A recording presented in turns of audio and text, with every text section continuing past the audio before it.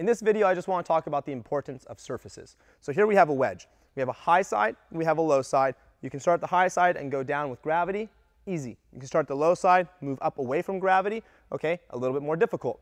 Or we have a block. You can start on the floor, jump up the block, now you're moving away from gravity, and then you're moving against gravity.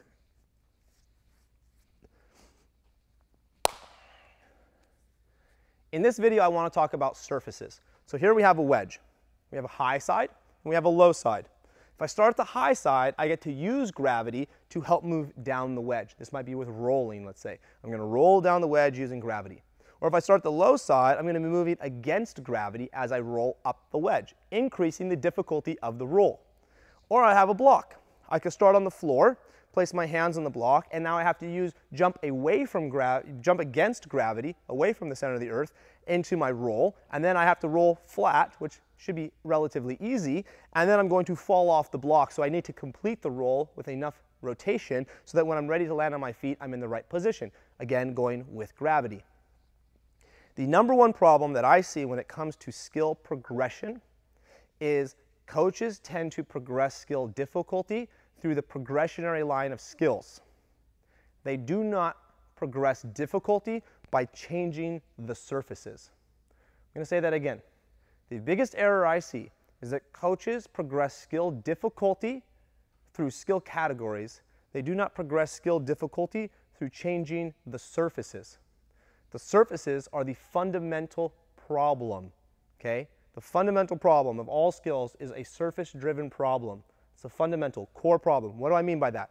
What I mean by that is if I can't do a skill on the floor, but I change the surface, it's very likely I can still do the skill. It was the surface that was the reason I couldn't do the skill. And we see this, if you're in a high level of coaching ability, then you see this all over the place, because you'll go do high level tumbling on a tumble track or on a trampoline, and then you'll come over the floor and you realize, oh, they're not good enough to do it on the floor. What do? You just change the surface. Now, if you're so hard-headed that you just stay at the same surface, you're like, we are only going to do rolling up the wedge. We're never going to roll down the wedge. You're like, it's all about rolling up the wedge because that's how you get stronger. It engages your core. If you're just so stuck in one way, that surface is literally limiting your ability to grow in your capacity and your potential. So being more flexible to just be like, all right, cool, let's just change where we're starting. If somebody's doing a really great job over here, just change it to the other direction. If they're doing a really great job over the block, just add another block and do over one block, over the next block, and create connections. All you have to do is change the surfaces. You don't even have to change the skills, and you can push the athlete's ability level just by adjusting surfaces. Okay? Why am I saying this? Because to me, this is almost the most important part of all of gymnastics, because if you look at the sport of gymnastics, you have multiple different events or surfaces. All the skills are relatively the same. Okay? They're all similar in certain ways. If I do a backflip on a floor, it's very similar to a backflip off of bars, to a backflip off a vault table, to a backflip off a beam or rings or whatever it is. Saltoing, flipping, it uses relatively the same mechanics. It just has a different entry and it has a different exit. But most part, majority of the skill is going to have similarity. The major difference is the surface that you're doing it on. So when you start to realize that surfaces are the fundamental problem, then you stop attacking the skill by just trying to progress difficulty in the skill or adjust the skill to make the skill easier and go, okay, well, you can't cartwheel, so let's work on handstands. Why don't you change the surface so that the cartwheel becomes easier?